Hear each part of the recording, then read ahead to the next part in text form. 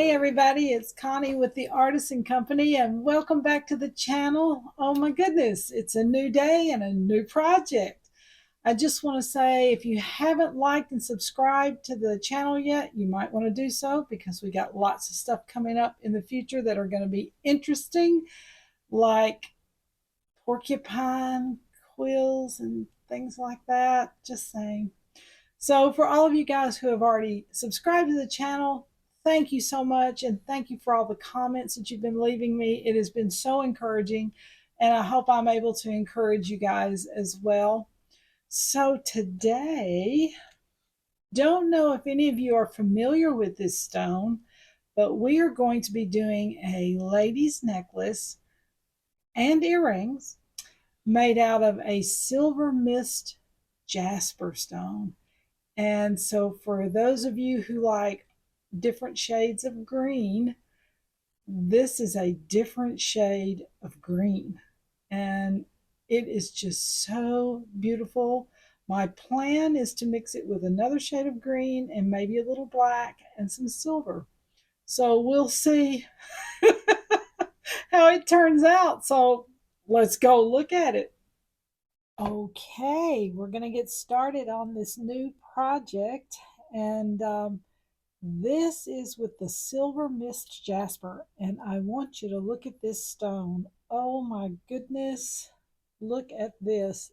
Is it not stunning? The matrix in this and just the color palette, although it's basically green, a type of green. There's a little brown in it. There's a little silver in it. There's another shade of charcoal. It's just beautiful. It's called Silver Mist Jasper. And what I'm going to do is I'm going to do earrings as well as a necklace to go with this. And I want the stone itself because it's so beautiful and polished out so beautifully that I just want it to be mainly the focal, so it's not going to be real busy. So that's the stone we're using. Here is where we are going with the earrings. You can see that right there.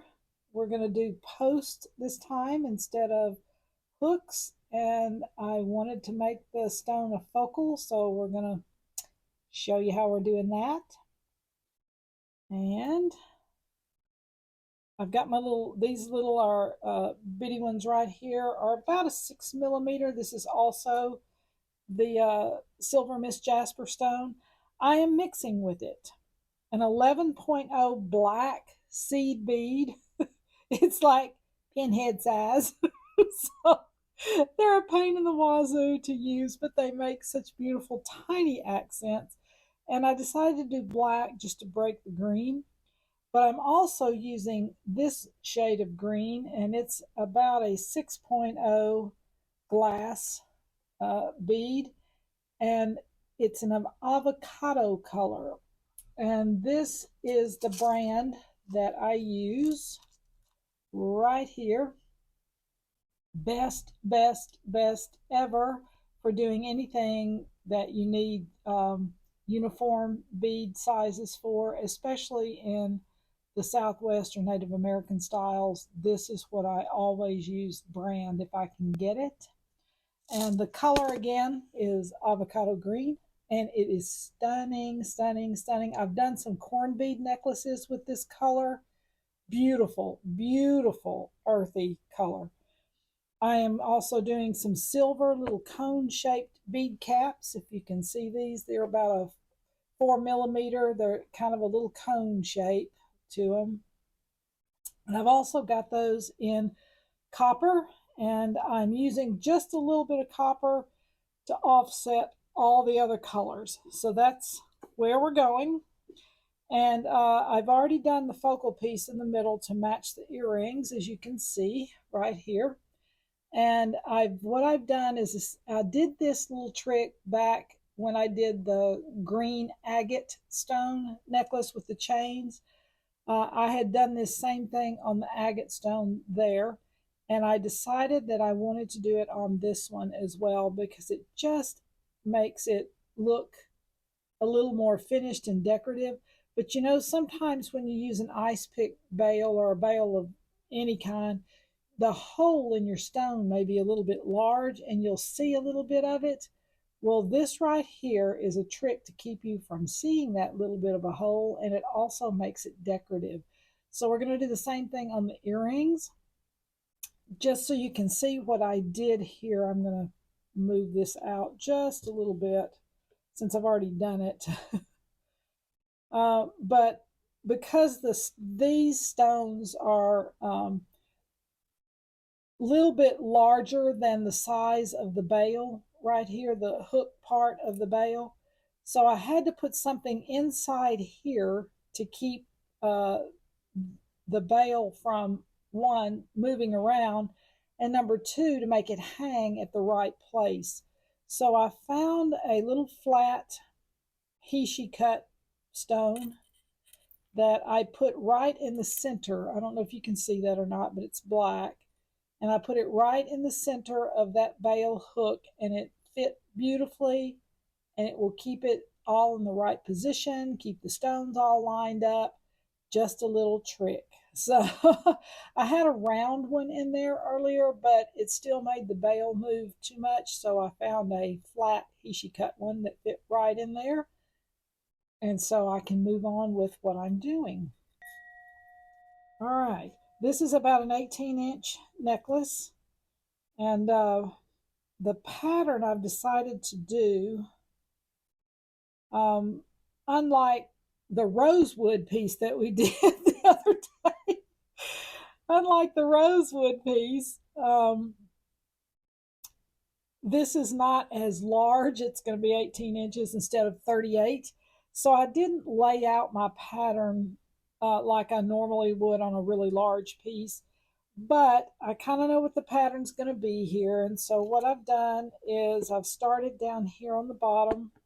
Let me move it right here in the middle. Move all these little guys over. But because I had silver here, I went ahead and did silver bead caps on these two to pull the silver in. I could have done it up a little further, but I just wanted that little focal right there. And then next to each bead cap, I've got one of these little tiny black seed beads. If you can see it, I don't know if you can, it's right in there. Then I added one of the avocado greens right here. Then I went back to the Silver Mist Jasper, a bead cap, a black seed bead, a green seed bead, and then the Silver Mist Jasper again. And then I alternated the colors of the bead caps. I got silver, copper, silver, copper. And it's just enough that it pulls, the copper is just enough to pull out the greens more and this avocado more, and it sets off this color. It just keeps it from being blasé, as I say. Sometimes you don't want something blasé. But then on the other hand, I didn't want so much busyness that it took away from the stone itself. So I'm doing really tiny, tiny accents all the way through here because these are only 6 millimeters, these beads are. So I didn't want to overpower those either. So that is my pattern. That's where I'm going. So I'm going to be just a little bit on this, and we'll get started. Okay, I'm going to bead just a little bit of this so you can see the process for those of you who like to watch that type of thing. All right, so what I've got here is, and I did not, you know, normally I go from darker to lighter where the more intense color is up front. But this time I did not do that. And the reason why is because the color was so varied on each individual bead that I loved it the way it was. So it will just be a random color mix as I'm going up. I had about 4 or 5 over here that had a lot of brown in it. So I went ahead and pulled those out. And if I need them, I'll put them on the back.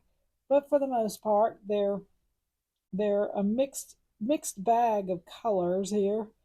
Let's see, I'm alternating the copper, so, and the silver. All right, so I'll do this. And then the black goes next. And then the avocado green. Make sure I've got the right pattern so I don't have to undo anything. And I'm alternating, so I've got to remember that as I'm going. You have the Silver Mist Jasper, and then this time I need a silver bead cap. And the little tiny 11.0. There, the avocado green.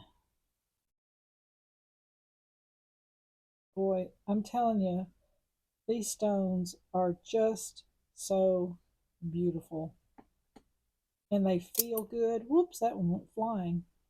And they feel good too in your hand. And usually you can tell, because I know a lot of times somebody will, well, I don't know if that stone's real or not. You can tell if it's real or not because unless it's been sitting under lights or in a car, sitting in heat or whatever, when you pick a stone up, it will be cold. And that will tell you that it is a real stone. Hope that helps. Now, whether it's real turquoise or real whatever is another animal of what you'll have to figure out. But at least if it's cold to the touch, barring it's sitting under heat or whatever, then you'll know it's a real stone. Just a little tidbit there. For those people who are new at this, and again, don't get in a hurry doing anything.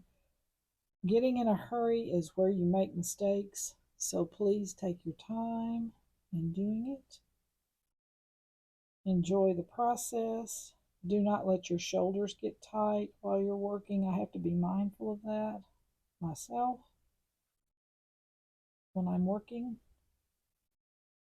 And just, I would have music playing. However, like I said the other day, I don't want to get flagged by YouTube. So while I'm shooting this with you guys, I am not playing any music. But when you're not on here and I'm finishing up something, the music is going. All right, I think you've seen enough of this little process here that I'm going to go ahead and bead this and come back and we'll work on the clasp. Be right back. Well, I've got it beaded all the way down and I'll let you look at this a little closer. Oh my goodness, the color play off of this just really makes this particular stone sing. It's just so beautiful. Just enough light to it. The darker green enhances some of these lighter greens. I am thrilled. I couldn't be more happy. So I'm up here at the top getting ready to put the clasp on, and I added a little tiny bead cap right there to end this thought right here that's going on and begin this thought here. I have chosen this particular clasp, just a little hook and eye clasp right here. Something simple, not overstated, because this is simple and elegant and I did not want to take away from that. I have chosen a different kind of crimp cover this time. I chose it, I think it's called a starlight or frosted. I call it frosted type of bead cap. You can see right there, it's not just your typical shiny, it's got a little frost on it or starlight flicker on it. And the reason why I chose that is because of the filigree work right here on this bead cap. And I wanted it to kind of have that similar feel. It doesn't look the same, but it'll have the same frosty kind of feel here. And also because the bead cap here has a little bit of a frill on it. So that's why I chose that particular bead cap. All right, I'm going to get this clasp on and we'll be done. Okay, here is the finished product of the necklace. Oh my goodness, this is so beautiful. I am just excited about this. For those of you who are green people, and I think that would be my friend Marcia over at my treasure hunt. And she said she loved green. So this one's just for you. And some of my other friends who love green. And it's elegant. So I'm excited about this. Easy clasp. It kind of pulls. You can see how this frosty pulls in this little edge here. And it just kind of blends. And it's also going to pull in this little edge right there. So I'm going to move this out of the way and let's get started on these earrings. We'll gently put this over here. Okay, so here is where we are headed with these earrings. If you can see this. Because of the weight of the stone, I decided not to do the hook. I decided to do a stud type thing with the big flat, fat backs like this. That way it will fit flat. Oop, I'm sorry, I hit that microphone. It'll fit flat on the back of the ear, which will help carry the weight. And that's the trick for that. Okay, so I've got I used a bail right here on the top. And make sure when you pick out a bail for your stone that these come in sizes. Obviously, most of you know that, but for you new people, they come in sizes. And so you want to make sure you pick something that is going to fit this part, the thickness of your stone. And this stone is fairly thick, so I got a larger bail for this one. I had another bail picked out that would have been absolutely stunning as well, but I couldn't do my little flower design with it for the holes, which really makes a difference. So what I'm going to do first here is I'm going to take my bail and I'm going to open it up just a little bit more so that it'll fit over the stone without scratching it, because the little prongs in there, you don't want it to scratch your stone as you're going over it. So I need to open it a little more.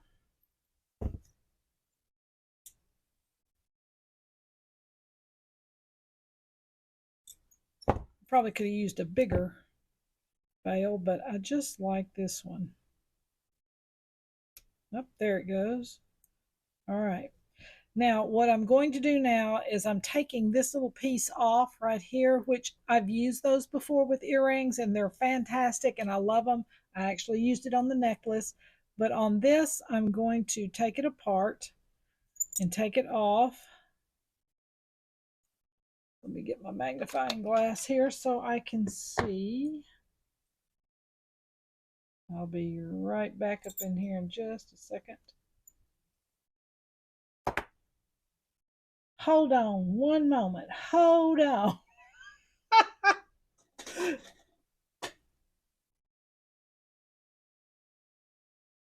Yes, I am working over here out of the camera. Yes, I am. All right, so I took that off. That was soldered, so I had to clip through it. And you can see I took the other one off from the other earring.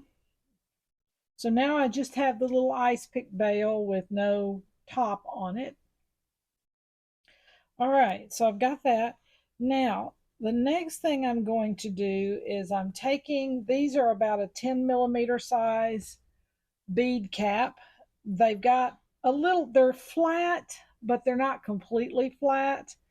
So we're going to flatten them out because you don't want them to bow up on your piece of stone. So what we're going to do is I'm going to take them, and you can use any kind of tool. I'm going to use a hammer, but if you have something that's lighter weight or whatever, just to push a little bit of the dome out of the bead cap. So I'm going to cover it right here. All right, it still needs a little bit more. All right. Bet that got your ears, didn't it? So I flattened it out and just made the bead cap flat. You know, some of the other ones that you get that are more domed, you can still flatten those out, but it may take you a few more hits to do that one. All right, I'm gonna flatten this one out real quick too. Hopefully the sound won't kill you. There it goes. All right, set my hammer over to the side. All right, so the next thing we're going to do is we're going to take the circle, the little hole in the middle of the bead cap. We are going to put that one little tiny, you can probably see it if I have it up here. There's some little prongs right there on the top. You're going to take one end of that bead cap right there. Make sure you put it on the right direction. Don't put it on backwards. Your bead cap, that is. And then you're going to slide it into the hole if I can see it. I've got my magnifying glass on. There it is. Okay, so I got it in that side. You can see it right there. I'm going to hold it with my finger so that I can put the other side in. I'm going to slide it under. And it is a trick. Be patient. Don't get frustrated if you're going, it's not working. All right, so I've got it in the hole right there. I'm going to hold it with my finger till I can press this down just a little bit. All right, so I've got it pressed enough that I can think it's in there. Yes, it's in there. Okay. So what I'm going to do now is I'm going to gently press this together a little bit more so it's a little more tight. Make sure when you're doing this not to squeeze too hard at one time because you will probably crack your stone. So anyway, I'll try to tighten this up just a little bit. My tools don't have that coating on them, so I don't want to damage my metal. Maybe I'd get it out in a minute.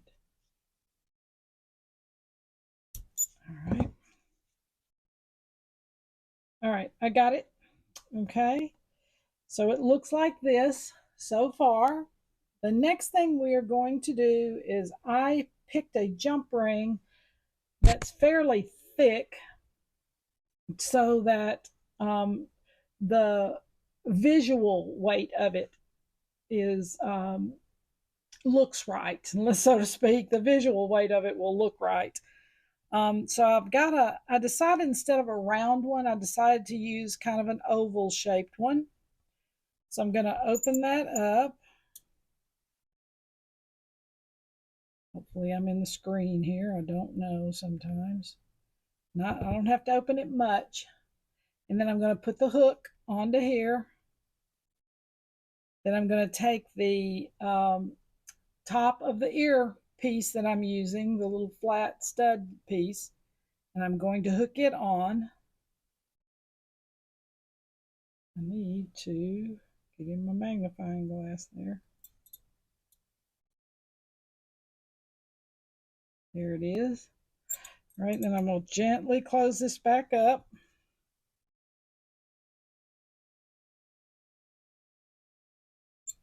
Make sure both sides meet. And then this is something I do, but you don't have to do.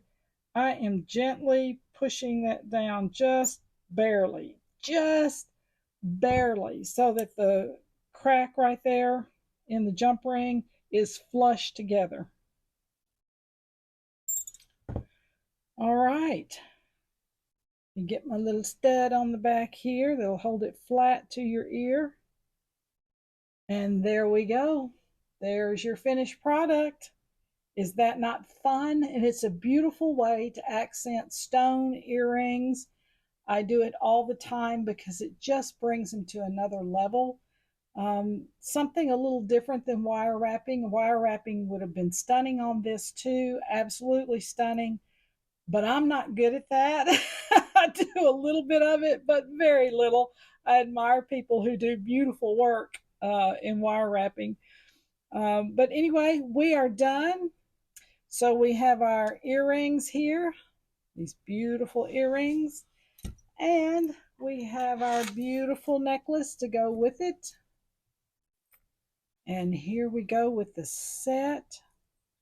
This will be for sale in my store front, which is theartisancompany.com. I think my husband puts it down below in the comment things, or whatever it is in the bottom, the description. The description.